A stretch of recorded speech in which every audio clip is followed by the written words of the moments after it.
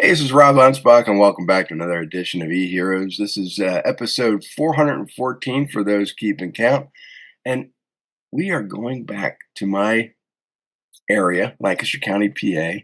And I have a great guest with me, Tom Newmaster, who we're going to talk about design and packaging and all great stuff that entrepreneurs need to know when they're trying to create an experience or when they want to have something dynamic that they want to mail out. So, Tom, welcome and thanks for being here. Sure. Thanks for having me or the invite or the discussion on social media, however we set this up. We said we weren't going to mention Brad, but Brad Zullis is one of our friends who's been on the show before and who I've partnered with on a couple books. And that's kind of what brought us together. It was that friendship of from Brad, and I know Brad's going to listen to this, and his head's going to swell. Yeah, we don't But want to talk that's about him okay. too much. But you own this. You own a fantastic service that you design and create packages for people, and that I think sometimes that's an overlooked specialty.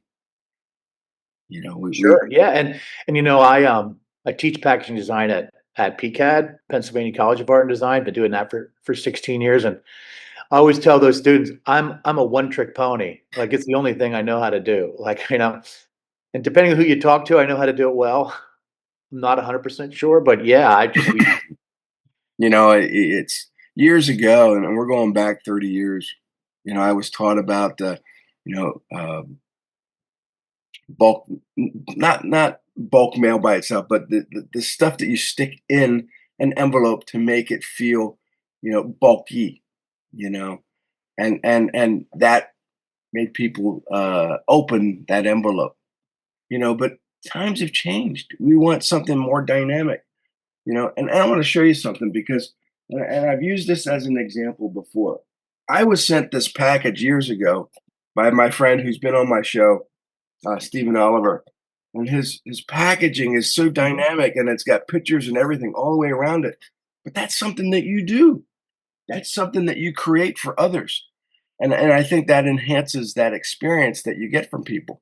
So whether you're sending out books or you know merch or even water bottles, you know that packaging helps Yeah, sell that we experience. it's funny that box you showed. We do. I shouldn't say a lot, but oftentimes we're doing those influencer packages, things Hmm. that go out to YouTubers and different folks on social media. And it's all about that unboxing experience, right? And the classic example, the stereotypes, Apple. Everybody knows the first time they opened an Apple box, right? Pulls a vacuum, and we don't throw them away, do Like, we? We didn't set this up. But no, it's but just you don't throw it away, you I know? never throw these away, and my wife's like, No, "We got a whole pile of them. Throw them away." And I'm like, "Why? I might use it. Never no. use it again." I mean, it's become a bit cliche, but it's the perfect example. I mean, Hmm. it feels right, it looks right. Like everything about what Apple did, starting with the iPod, the iPhone, and all the way through the computers today. It's the benchmark, right? That whole premium benchmark. But all that packaging stuff is changing, especially because of e-commerce taking more and more. So more and more of those, how should I say that? Sales from brick and mortar. Brick and mortar is still bigger than e-com, but so that package has to work Right. visually, maybe not as tactile as it used to, but like I tell my students in class, we have one job, that's to get the consumer to touch it, pick it up. And if Mhm. they do that, we know they buy like 85% of the time. So, if we can get somebody to pick it up or to do what you just did, reach above your desk and pull down that Mhm. iPhone, we win, right? Yeah, but what I've discovered, and I love the packaging design. I love that unboxing experience. What I don't love is when a shipping company delays your package or doesn't deliver it right. And Mhm. I have this problem with USPS all the time. We'll send books out. People are like, I didn't get it. I don't know where it is. And I'm like looking at the receipt going, but I have the tracking number. Right. It was delivered to your house. Nope, I didn't get it. And that takes that experience, that anticipation of getting a package, throws it out the window. And Yeah, I think that's part of one of the major hurdles in like e-commerce is, you can, in theory, you have more control of that brand or package or product experience on a retail shelf because there it sits physically. But in e-com, you don't. You could have the best product in the world, but if your experience as the consumer is a bad delivery experience, mhm, even though it's not, my fault, but you might go, well, maybe you should choose a different shipping company. Why choose, right? And when your stuff's coming off Amazon, you don't know how it's going to get delivered. Sometimes, it's there for a while was the postal service, and every now and then at the holidays, it's, you know, um, Uber. right. Sometimes Uber is delivering packages or Amazon. They're. Yeah, the Amazon uses a lot of independent contractors now for delivery, Mhm. and I understand that the post office is losing a lot of money, but they could actually step up service and deliver a better experience to people. Sure. Well, I think Amazon.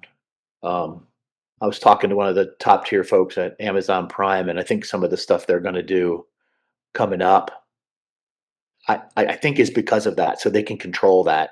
Hmm. So you aren't disappointed as a consumer when you receive that product.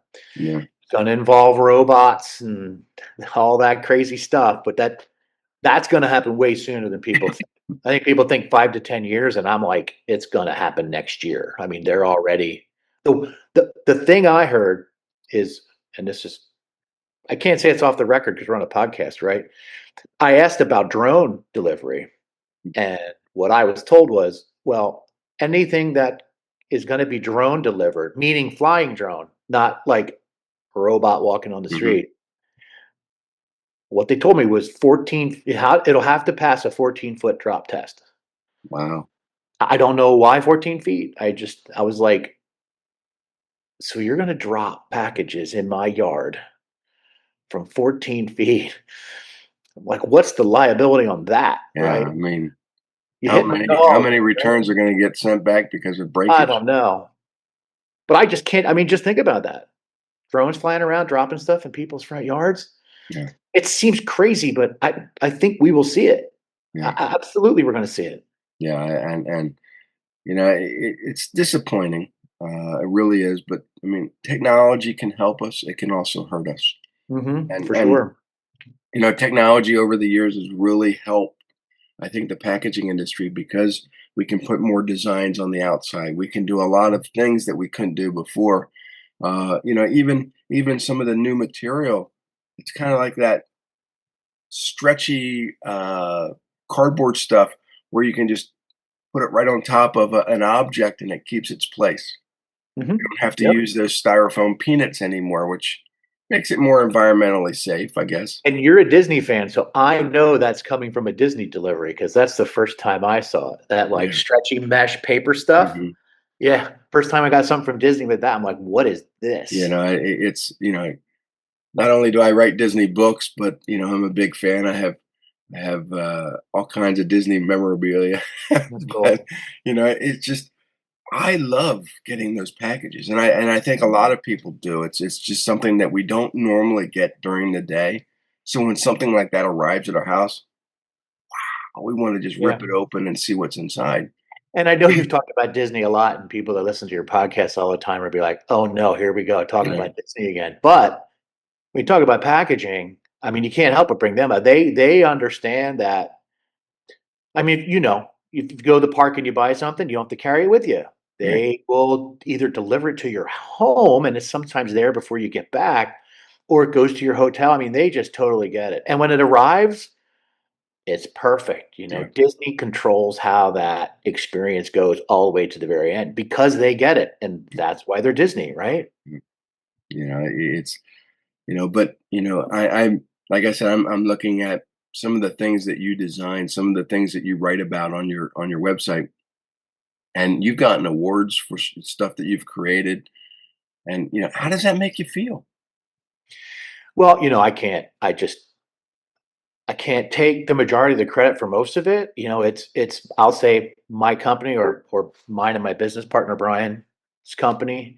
It's those people designing it. We're just kind of directing it at this point in Mhm. some ways. I mean, different projects have different level of input, but without that larger group, nothing would really happen. But we always tell our designers, whether they're young designers or older, like, if you're going to work here, you got to enjoy going to the store and seeing your stuff in Mhm. store. Like this isn't designing bank brochures. This isn't designing somebody's sign in front of their business. Nothing against those things. Like, Right. you gotta get excited about taking pictures of your stuff sitting on the shelf. So it's, even though we're in this digital world, right? What we do is still completely physical, you Well, know? with me, even with some of my books, I enjoy when people take pictures of, you know, posing with my books and they send them Yeah, to me and I share them out. And, sure. my books have traveled all over the world. I've gotten pictures from Mount Everest and Norway and Yeah, that's cool. Australia. And I'm like, this is so cool.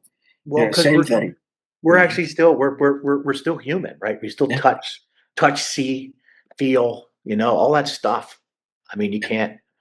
But I'm just glad we're not one of those digital agencies, right? Now we do a lot of digital stuff, mhm, and ultimately the package is a digital file, right? So it's not like um, back in the day when we were putting stuff on boards and gluing stuff down. But in the end, it's produces a physical thing. Like, I can show you what I did. yeah, I remember back in, oh, I guess we were going back 1984, 85. I worked for John Herr's Village Market in Millersville. And That's great. Mr. Herr every week would Mhm, design the showcase that showed up in the newspaper. And he would have these little images of all the products and he'd place them different places. And I'm mhm. like, good Lord, isn't there a faster way to do this?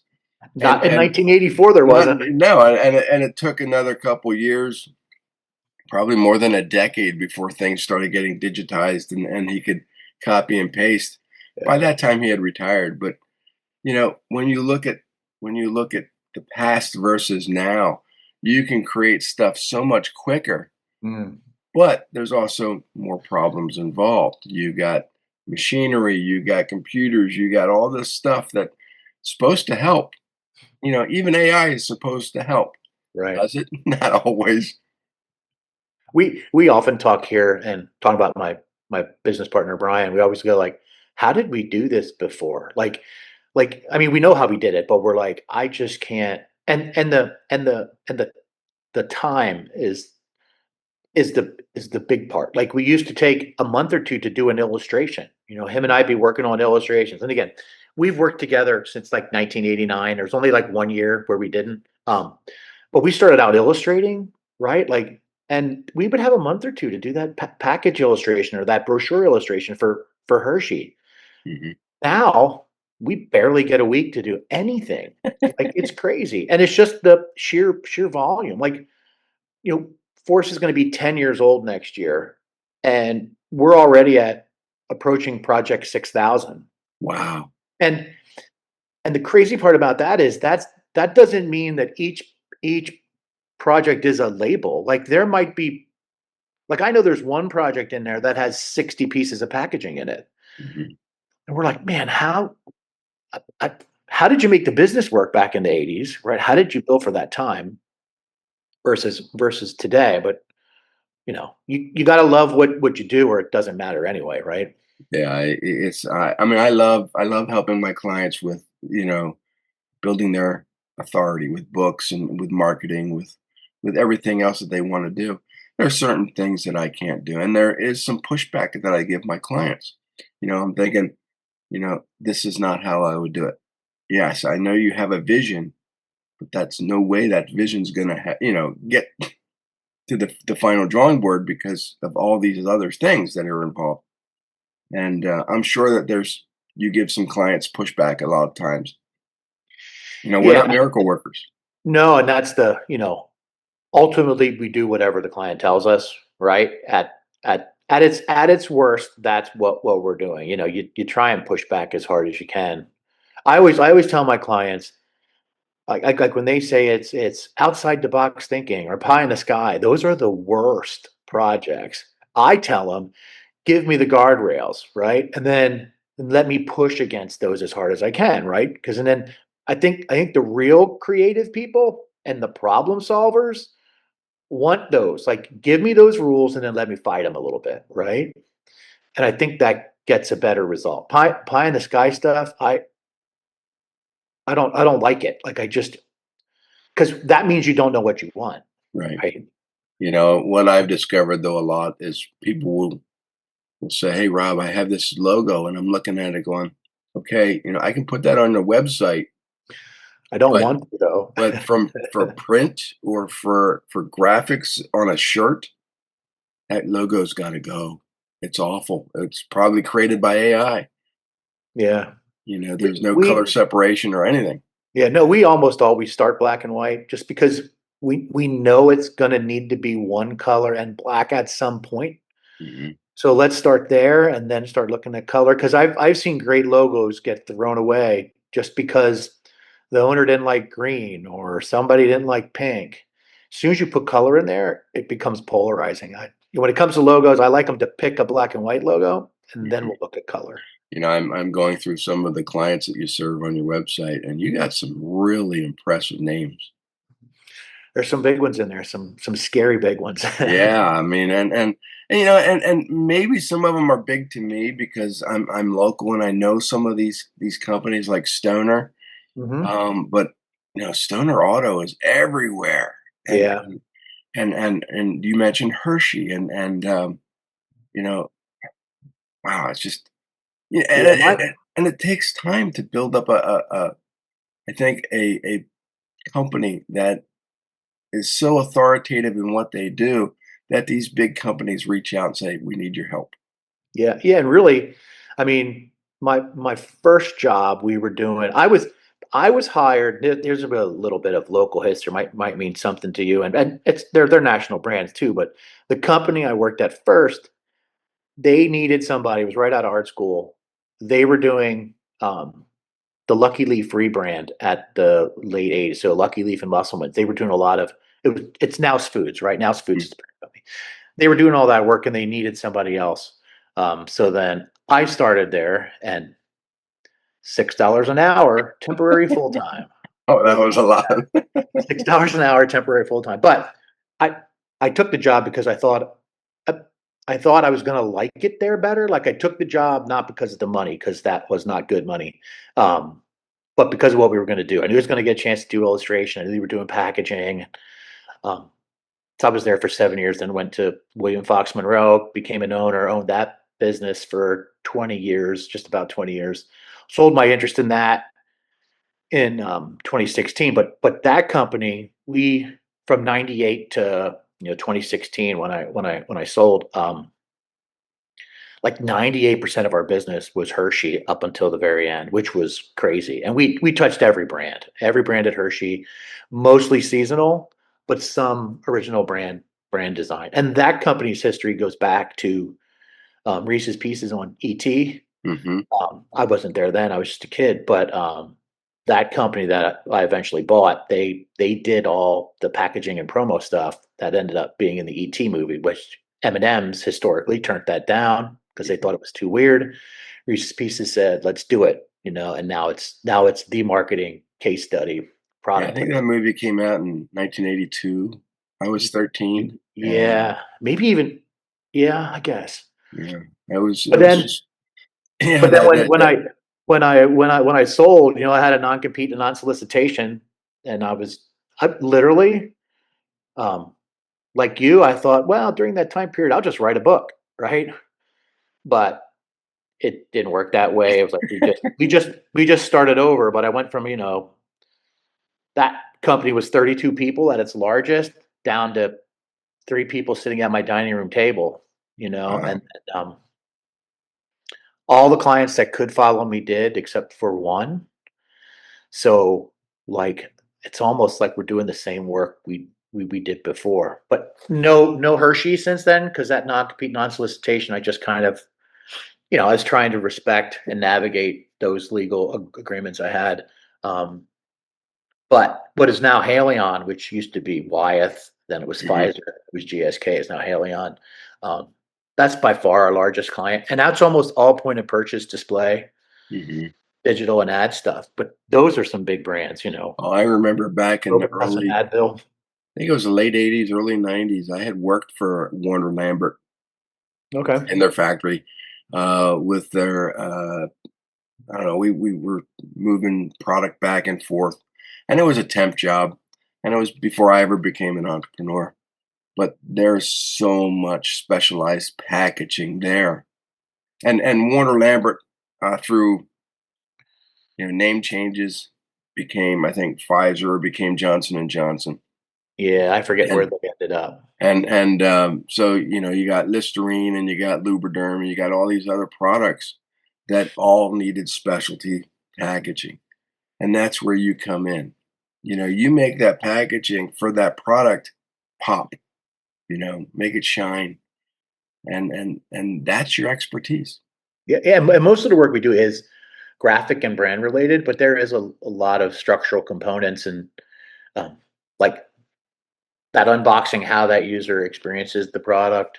I mean, that goes back to Advil Cold and Sinus. We did some very experimental packaging with them, and even clients today, they're like, you have this plastic blister pack that you end up in the emergency room because you cut yourself trying to open the darn thing. So how do we get rid of that? And I'm never like an anti-plastic guy. I'm Hmm. for whatever. Like, don't take materials from me. I need to package it, how to protect it the best, how to deliver that. We need to get better at recycling, I think. Um, but sometimes you can remove all that plastic and make a better experience. And maybe it's even a ships in box. Like, we've taken things out of plastic to where they can just put a label on it, ship it to you. It's going to arrive like that box you showed earlier. Hmm. Um, and no trash. It's all recyclable.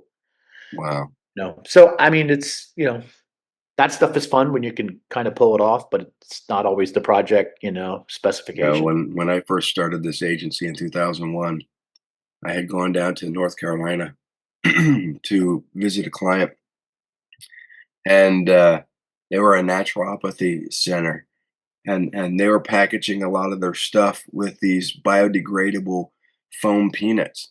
Yeah, I thought cornstarch. that was the coolest thing. They're like, Yeah. "Look at this," and they put it in your hand, they run it underwater, and it dissolves. And I'm like, "Okay, that's great, but where's that going? How's that affecting the water supply?" Yeah, as long as it's just cornstarch, Mhm. right? It's okay. But I've also had those, maybe not those exact cornstarch packing peanuts.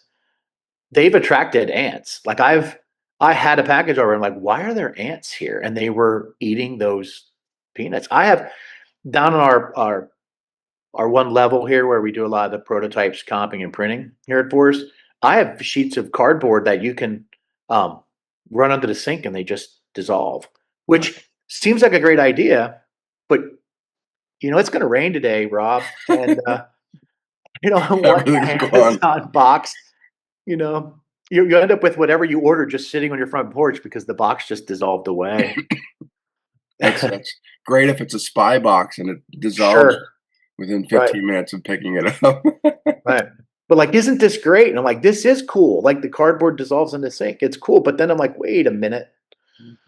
This is a Now, you problem. mentioned at the very beginning of this conversation that you also teach at Pennsylvania College of Art and Design, Yeah, which is downtown Lancaster.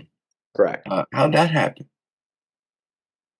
Um, so for a couple years, I would go and speak to the Mhm. packaging design class there, and I became friends with that person, Pam Barbie, who recently retired from PCAD, and she used to jokingly tell me, "You should be teaching this class, not me." And I'm like, "What are you talking about, Pam? Like, no way. I'm not a teacher. I'm not doing it."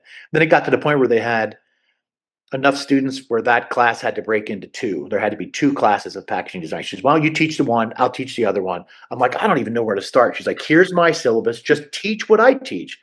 I'm like, "Okay." I think there was one year there where I didn't, because then it went down. The enrollment went down, and then she taught it. But then she became head of the department. She's like, "Hey, I'm head of the department now. You want to teach this class?" So now we're 16 years later. Um, the cool thing now, at least I think so, is we're literally like 2 blocks from the school. So Mhm. the students come here. Like, Nice. they, depending on where they live in the city, it's closer than the art school. But I make them come here. Well, They're, then they you know, get hands-on experience. They oh, get to sure. see what a real design studio looks like and how they go from start to finish. Yeah, and they'll eat lunch with some of our designers. They end up knowing them by name. We're going between the floors. They're producing things, um, and it's better and easier for me because that's a full day class on Friday, which starts next Friday, by the way. Nice. But I also think it's nice, like it's a professional experience. Like I think it it's kind of like an internship. Like it's a class, but it's an internship because they're here, Hmm. and they get, when they're printing things, they're working with, some of our comp production experts on how to get files set up right. So I think it's a kind of a unique learning experience. I know One of the the things that really impressed me, if you ever go down, the listeners, if you're ever in Lancaster City in Pennsylvania, there's a park that's right across from PCAD. And in that park, and next to that park is the police station, but in that park, there's a giant sign that says "Create Influence." Yeah, And you pass it and you see it, and you're like, "Wow!" The students created that, yeah, but now everybody that passes it sees an example of what the students do.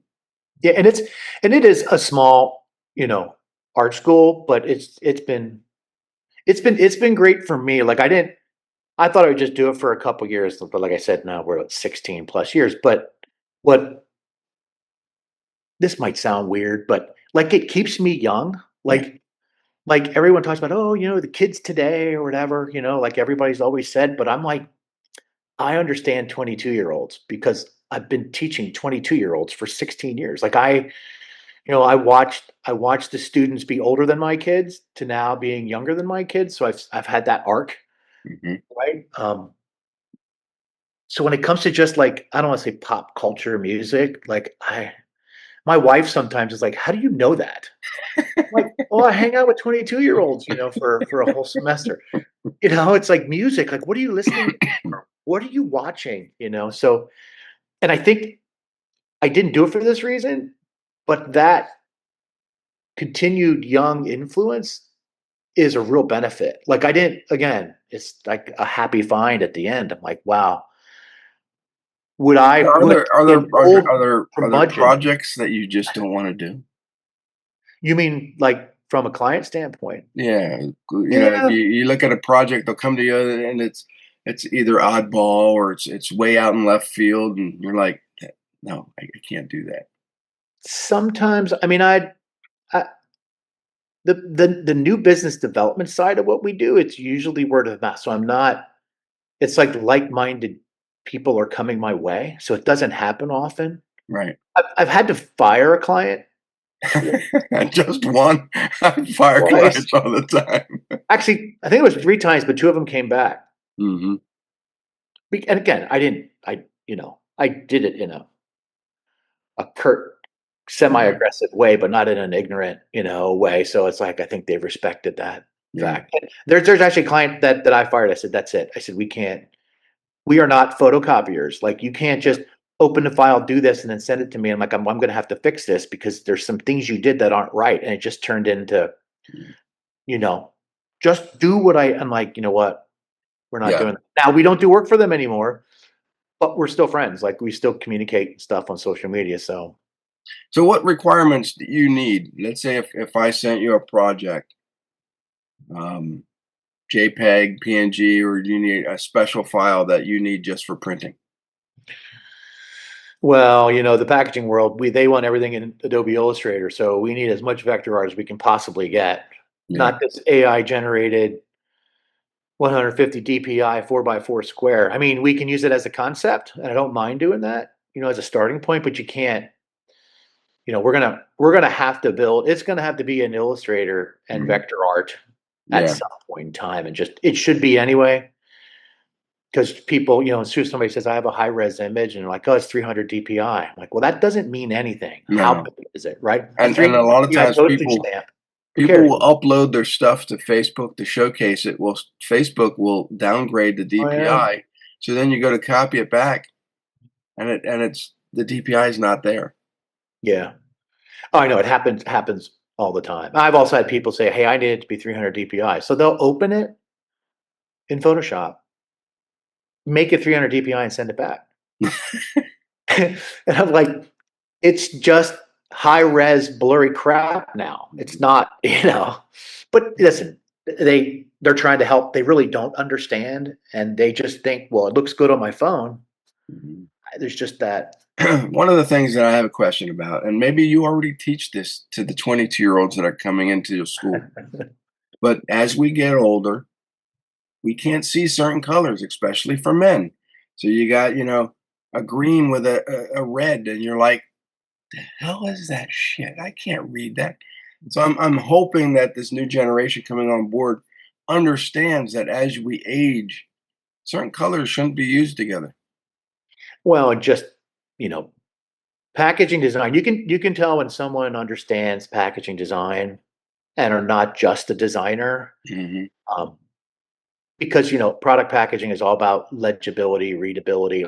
Like there's just some fonts that don't work. Like don't use papyrus. Like now have unless you've seen that skit on SNL about papyrus. That's I usually show my students that, and then I always have one like every so many Hmm. years. It's like they try to use papyrus, but try and use it right. Hmm. Like just don't. Um, but it's all about legibility. Like you just can't. Like you got to think about cutting through the clutter, right? That's what packaging does. So it's and you mentioned, getting older and being able to read it. So if there's a nutritional claim or some product benefit, if it's for an older person, they got to be able to read it, right? You can't like you got to really think about, what that user experience is and what that consumer's gonna need to get from that package and design it up Well, there's appropriately. a candle. There's a candle upstairs. My wife bought. Says fresh cut flowers, but the way that the script is written, the font is written, cut looks like CLIT. Well, that's offensive. It can be, depending on what you're It's like, so there are a lot of fonts that will make words look like they're not there or something different. Well, and sometimes like stylistically, right, to get deep in the weeds, like, okay, that font is appropriate, but we Yeah. might need to customize it a little bit because, you know, the letters forming the word we needed to do, like in the example you just gave, we might have to customize that because we need to clean up that read or that misconception or that mispronunciation, right? Mhm. So what's one of your biggest success stories in packaging? Something that Oh, really was the wow factor. I don't know. Oh, We've you done got 6,000 of them. pretty cool stuff over the years, and it kind of changes. It seems like everybody asks me that question, like, "What's your favorite project?" I don't know, the one I'm working on now, That's exactly right. and that sounds a bit cliche, but it kind of is, And sometimes things you look back, you didn't realize how good something was until you looked at it, and sometimes the ones you like aren't necessarily the prettiest ones, but Mhm. they solve the biggest problem, Yeah. right? Um, I mean, out of the 70 books that I've produced over the last 13 years, the four with Brad Zullis stand out only because it was me with Brad, partnering together on these books. It was and it just was fun, phenomenal. probably, right? What's that? It was just fun. It It was was like fun fun, working on and that. it was we had planned 3 books. Debt collectors can go to hell, HOA boards can go to hell, and slumlords can go to hell. And these were great. We put them out there, and one person says, "What we need is the IRS can go to hell book, so people can understand the IRS." On it. Let's That's what I go. said, and so I wrote it. Brad designed everything. Mhm. We got it out there, and people were like, "Wow, this is great!" You Yeah, know, cool. but the book I helped my wife produce, the 25 Days to a Better Marriage, was a fun book. The my third book, which was called Lessons from the Dojo, is I took all these individual lessons that my kids were learning in karate, and I made every single page a new lesson. So there's 101 lessons. That was a fun book to produce. It didn't make any money. It didn't make any money for like the first 10 years. You It know, isn't, and you know this, right? It's not always about the money. I no. mean, we're in business, so it is, right? But there is something to those things you do for the love of it, right? Mhm. Like I'm waiting to do a Star Wars package. Like I'm like, hey Hasbro or Disney, if you're listening, we will do the first one for free. I guarantee it.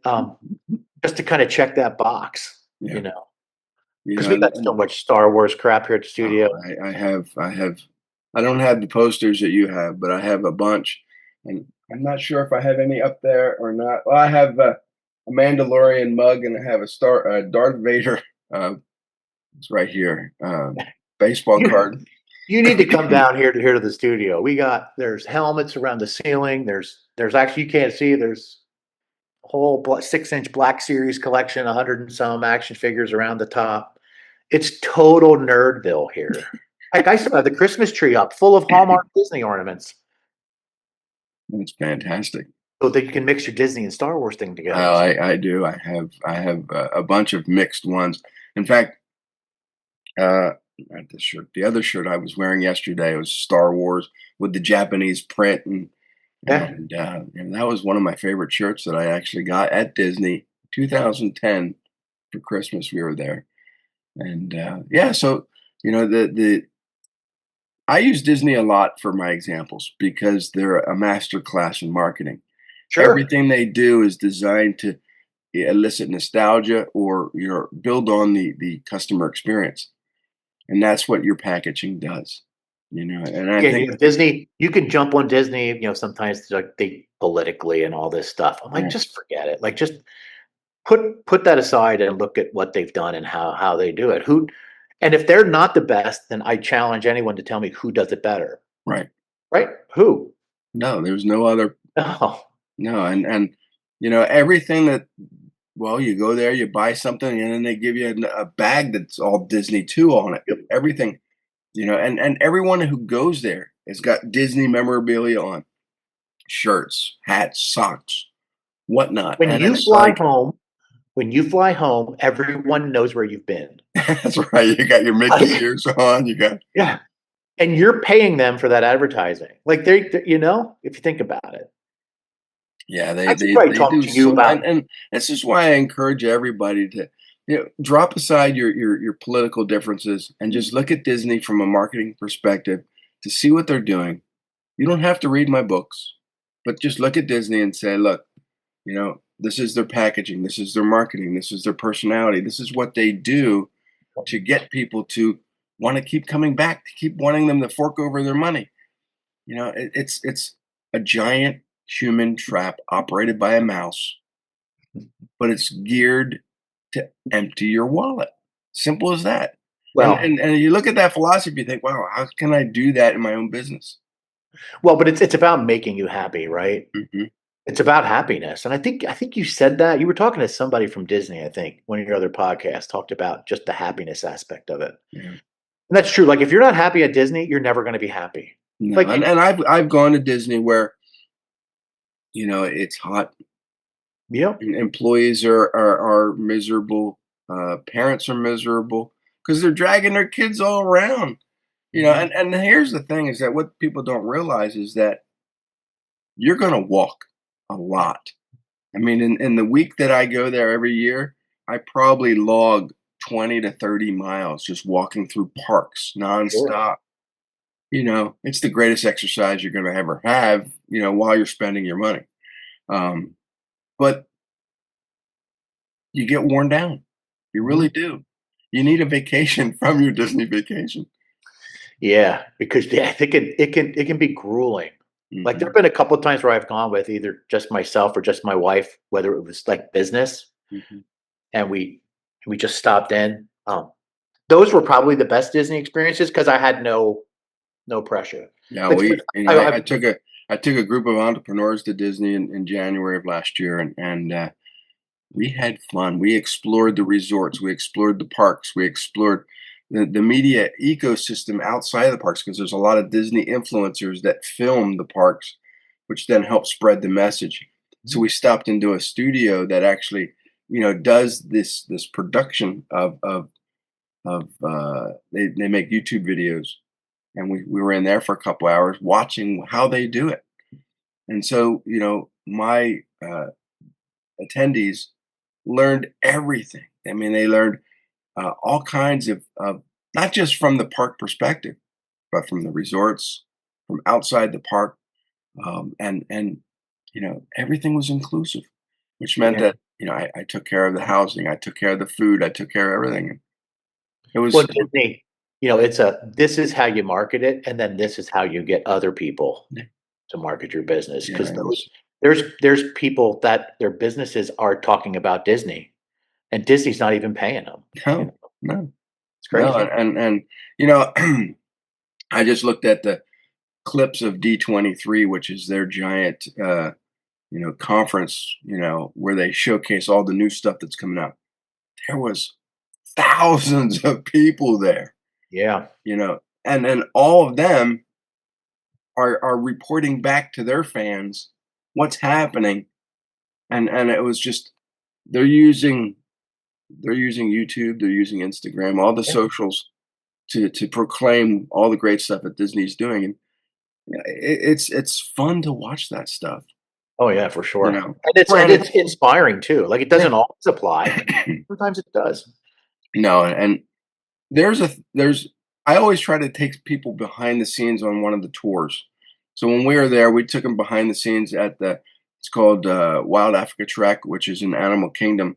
Yeah, So you go behind, you get all strapped up, and you get lined on, and you get to cross these rickety bridges, 30 feet above alligators and rhinoceroses, and it's like Disney meets Fear Factor, but it's so safe.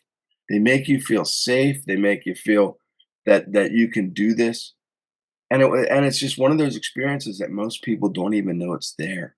right.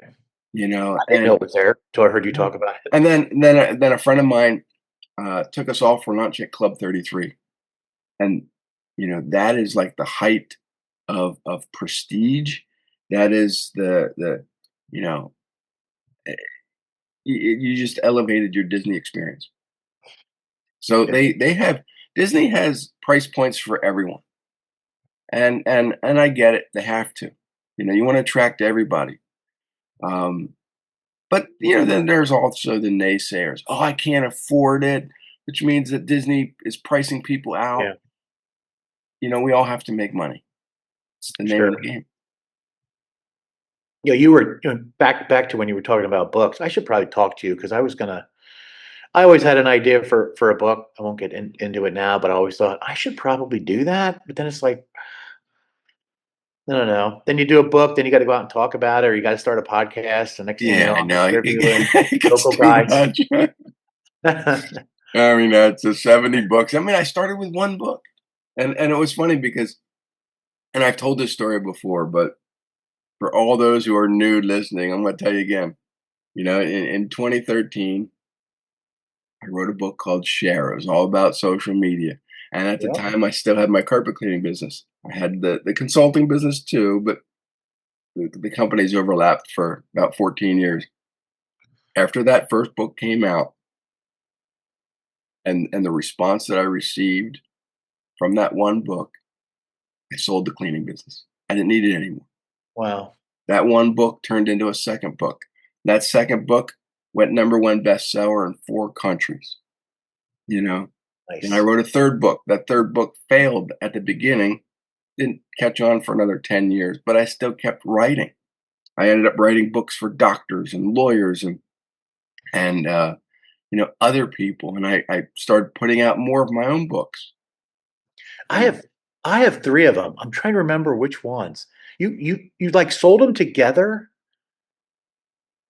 And I don't remember. was it phone scammers or something? There was Oh, like I 2. had Rob versus the Yeah. series. I had Yeah, it was 8 of those. Versus. There were 3 of those. Yeah, I was well, just now looking for there's them. there's 8 now, but probably back then I sold them as a 4 pack because I Maybe. wrote this series in 2019. The first one was Rob versus the scammers, and it was just me dealing with the incessant phone calls that you get every single time. And I just wasted their time, and those conversations That's what became it a was. book. That was one And of then I them. had Rob versus the morons, Yep. Rob versus uh, entitled, or Rob versus humanity, one of those. but it Well, was I right just during commented on the your it post. was right during the height of COVID, Yeah. and Amazon took my Rob versus the Entitled book off. They said it's triggering too many people. I'm like, you assholes, put it back See, on. that's how you know you made it. If you can get canceled. Yeah, and it finally, after a few months, they finally put the book back on. Well, I just commented on your post. I don't know, it was last night or this morning on Facebook, I think it was. You put all those spam calls. Yeah. I don't know what the problem is, but I get like 5 a day and texts. Like I just Oh, I get them all the time, and it makes you feel better. Do you want to report spam? Yeah, but it's not doing anything. well, here's the problem with, after 8 Rob versus books, and I have enough material to do 2 more. I just decided maybe it was time to stop, only because at one point I was getting 71 calls a day on average to my Oh, phone, and I thought this is nuts. And so 2 years ago, when we went to southern France to celebrate my mother-in-law's 80th birthday, I turned my phone off. I didn't answer calls for 2 weeks. And and I thought, well, this is great. I'm gonna try this. So when we came home, I kept the phone on focus mode, which means I don't answer calls. Those calls started dropping and dropping and dropping. Now I'm getting about 10 a day, which I can deal with. But I'm not answering them. They're leaving messages, and I'm yeah, like, I just it's just crazy. And there's the phone service has a way to deter this. They just don't because they're still making money on it. Drives me nuts. yeah, me too. And then what happens is you think it's just another spam call, and then you do miss an important call, Yeah. right? Because it's buried in there with those 10, you know, hey, Well, your and loan's been approved, yeah, right? it's but it's just one of those things where yeah, we need phones to communicate, but I have on my website they can communicate with me on WhatsApp or Facebook or wherever. Right. I don't a phone call shouldn't be the deterrent if they can't get through to me. I think it's funny we still call it a phone. I know it I does keep more saying than like send it to me on my phone. I'm like, I do more non-phone stuff on my phone, Mhm. you know. Yeah, and it's just weird that some of these younger generation of kids are going back to flip phones because they don't want the technology. It's not a bad idea. Yeah, yeah, but then all I would get is spam calls nonstop on a flip phone. Right. Right. Yeah, I I just don't don't like want to it. go back to texting the old way. Oh, I don't even want to text now. Oh, no, I know, but at least it's, like a I, type. and It's group not. text, I cannot stand group text. I Group was texts are fun no, if it's I was in a funny group memes text the and other day, inappropriate and sayings. and I put my phone down for 20 minutes to charge it. I came back and there was like 30 different texts on this group going. So I reply, I put my phone down for 20 minutes and the world goes to shit. Yeah. We're going to talk about Brad again. Maybe we should just like you, me, and Brad group text and we can just send each other stupid stuff. Right. Fun stuff that we want it. We want the group text to be a fun group. Well, that's what it should be. Sarcasm, inappropriateness, all of that. Yeah, everything, and then we share it with people. I mean, it'd become a book. Right. Well, maybe some of it we shouldn't share, right? Yeah, that'll be a separate book. We'll Who charge sent that to more for that you? one. Nobody. Nobody did. So, how do people find you? Where do they go? Well, I mean, the website's a good spot. I mean, obviously we have a Facebook page. Don't do a lot there for our business, LinkedIn, um, Instagram, kinda, it's just, the social media platforms are, it's a way for us to reach people, but they don't, like, it doesn't fit what we do really. So website's the best way. You can reach out to me there. And do you find more people are finding you on social or Facebook, LinkedIn? Well, LinkedIn more so, just it's probably for what we do, it's probably the appropriate place. Um, and it's the best place for me to share, when I get articles published and, a trade publication or something, it's the best place to share that because sharing on social media, I mean, do my friends care? I wrote an article about um, GLP-1s or whether the packaging should be this or that. I mean, I don't know. Um, But yeah, website's the best way. When I go to high school reunions, they're like, "I can't believe you've written so many books. You hated English in high school." I said, "I still hate English, but I write every single All day." right. Yeah, right. Um, Yeah, if you go back in time, who in this class is gonna write 80 books? I don't You're not on the list, right? uh, And not even like on the list for one. right, exactly. He can't even write a sentence. How could he possibly write a book? And I still can't conjugate a stupid sentence. I think that was the most worthless thing in high school I ever learned. I can put content down, but I need someone to grammatically look at it. Like I get it close, but it's not that I don't care. It's just that's not what I do, right? I just need somebody to make sure that I sound smarter than what I really am, right? I think you're pretty smart when it That's comes that's what a good editor does, right? Makes you to. sound smarter. Well, yeah. Let's. Have you ever designed something and then you found that there was a spelling error on something? Oh yeah, I've done that with a couple books, and I'm like, yeah, shit. yeah. And you may know this or not, but the hardest thing to catch, like a typo, is in like a headline or a product name. In the body copy, it's easy because your mind, you can catch it. I shouldn't say easy, but easier to catch. We did a this is a horror story. We did a brochure. It was back at the previous company. It was a seasonal brochure for Hershey, and back then you did a brochure for all the Christmas stuff or the Halloween stuff, and it was a brochure that had tabs down the side. It was a die cut brochure, and like here are the displays, here are the variety packs, here are the six packs, and every one of those tabs had the word Hershey misspelled. Now, how that happened was our printer at the time wasn't big enough to print the full page and the tab. So they printed it out at 100% to proofread it, which cut the tabs off. Oh So, boy. in defense of the proofreaders at the company at the time, the tabs weren't on the sheets that were being proofread. But Hershey missed it. The mock ups, the full files, everything. Now, it was a very scripty, fancy font, right? So you didn't notice it right away. But yeah, I think Hershey was misspelled like 8 times per brochure, and they probably printed 20,000 of them or something like that. Wow. That's worse. That's the worst case scenario. You're like, oh no.